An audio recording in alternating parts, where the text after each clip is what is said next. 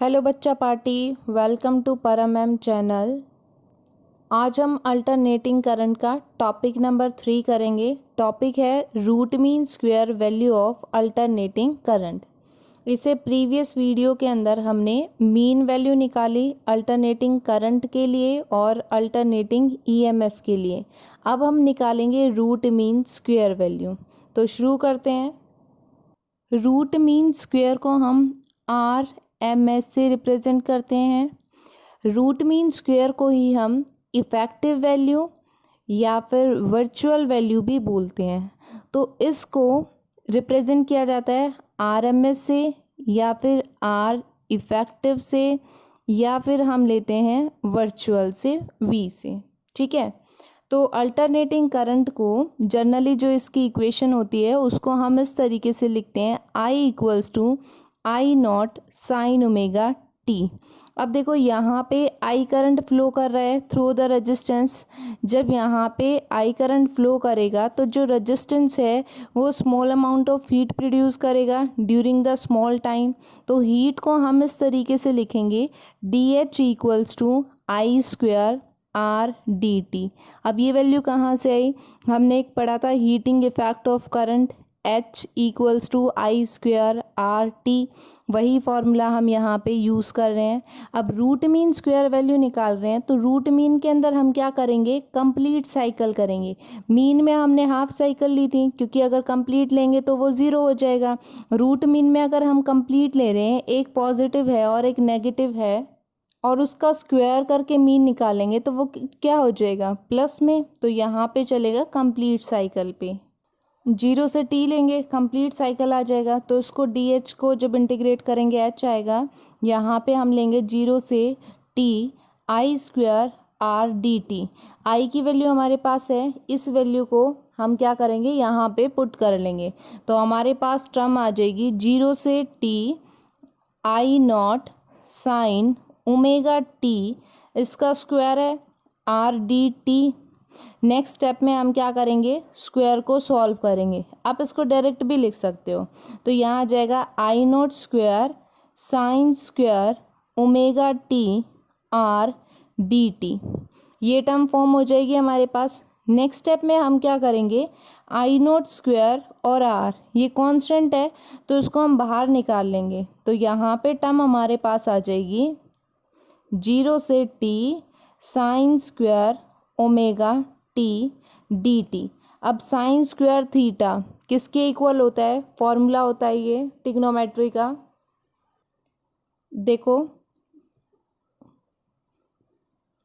इसके लिए हम फॉर्मूला यूज़ करते हैं one minus cos two omega T upon two into D T. ये साइन स्क्वायर ओमेगा टी, इसकी जगह ये फॉर्मूला यूज़ किया हमने, फॉर्मूला होता है ये। ठीक है।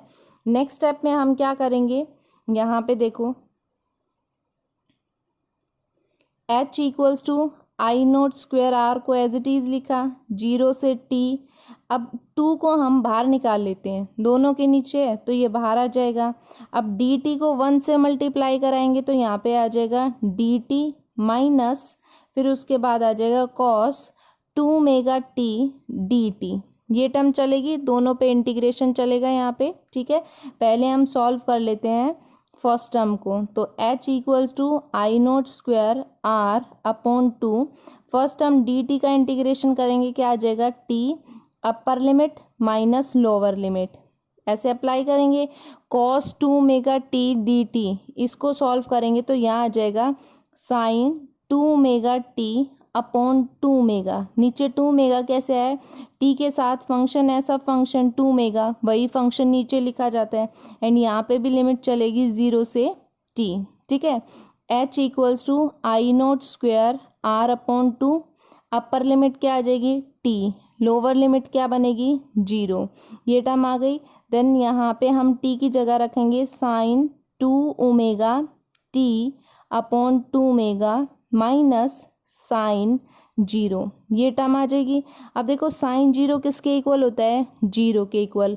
ओमेगा टी किसके इक्वल होता है? 2 पाई के इक्वल। यहाँ पे जब हम रखेंगे 2 इंटू 2 कितना हो जाएगा 4 पाई, और साइन 4 पाई की वैल्यू होती है 0। साइन 4 पाई होता है 360, तो वो 0 के इक्वल होगा।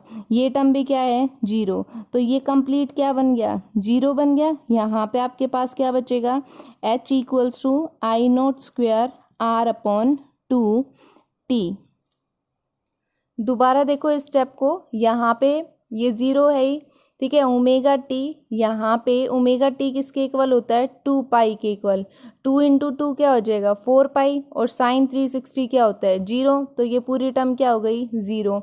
साइन 0 की वैल्यू क्या होती है 0, तो ये भी क्या हो गई 0। तो यहाँ तक ये 0 हो गया, ये टर्म बच गई हमारे पास, ये आ जाएगा। तो इसको हम इक्वेशन नंबर 1 कंसीडर कर लेंगे। अब देखो यहाँ पे हमें क्या निकालना है, रूट मीन स्क्वायर वैल्यू निकालनी है। तो हीट को हम यूज़ करेंगे I square R T. General formula ये होता है, यहाँ पे वी यूज़ करेंगे। This is our second equation. First and second को कंपेयर करेंगे। एच से एच कैंसिल, आर से आर कैंसिल, टी से टी कैंसिल। तो यहाँ पे क्या बचा I naught square upon 2 equals to I V square. ये स्क्वायर इधर आएगा तो ये रूट हो गया, स्क्वायर से रूट कैंसिल, तो आई वी की वैल्यू यहाँ पे क्या आ जाएगी आई नोट अपॉन रूट 2। ये फॉर्मूला हम यूज़ करेंगे न्यूमेरिकल के अंदर। अगर रूट 2 की वैल्यू हम यहाँ पे रख रहे हैं, आई वी इक्वल्स टू क्या आ जाएगा आई नोट अपॉन 1.414, ऊपर कुछ नहीं है तो मतलब 1 मान लेंगे। इसको सॉल्व करेंगे तो यहाँ आएगा 0.707 आई नोट। तो वर्चुअल करंट जो है वो इसके इक्वल आ जाएगा पीक पॉइंट। आई होप समझ आ गया होगा। अगर समझ नहीं आया तो क्या करना है, डाउट लिखना है कमेंट बॉक्स में। तो अब करते हैं इसके न्यूमेरिकल्स। इसके लिए देखो हमें फॉर्मूला यूज़ करना है जो अभी हमने डिराइव किया था। वर्चुअल वैल्यू किसके इक्वल होती है आई नोट अपॉन रूट 2। ये फॉर्मूला यहाँ पे चलेगा, ठीक है। क्वेश्चन में आपको क्या कहा है, the instantaneous current from an AC source is this. Current जो है वो आपको ये दे दिया है, what is the root mean square value of the current. Root mean square value निकालनी है, तो इसका मतलब वर्चुअल वैल्यू आपको यहाँ पे निकालनी है। ये फॉर्मूला हम यहाँ पे यूज़ करेंगे। अब देखो आई नोट की वैल्यू कैसे आइडेंटिफाई करोगे, ये आपको इक्वेशन दे दिया आई इक्वल्स टू 6 साइन 314 टी। तो हम देखो करंट की जो इक्वेशन है उसको कैसे लिखते हैं, I equals to I naught sine omega T, इस फॉर्म में लिखते हैं। तो आई नोट की वैल्यू क्या हो गई यहाँ पे 6 हो गई, sine as it is, omega की वैल्यू क्या हो गई 314। हमें क्या चाहिए सिर्फ आई नोट, तो आई नोट की वैल्यू हम यहाँ पे रख देंगे 6 अपॉन रूट 2।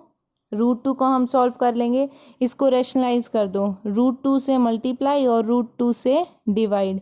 तो यहाँ क्या आ जाएगा 6, रूट 2 इंटू रूट 2 क्या होता है 2, और रूट 2 की वैल्यू क्या होगी 1.414।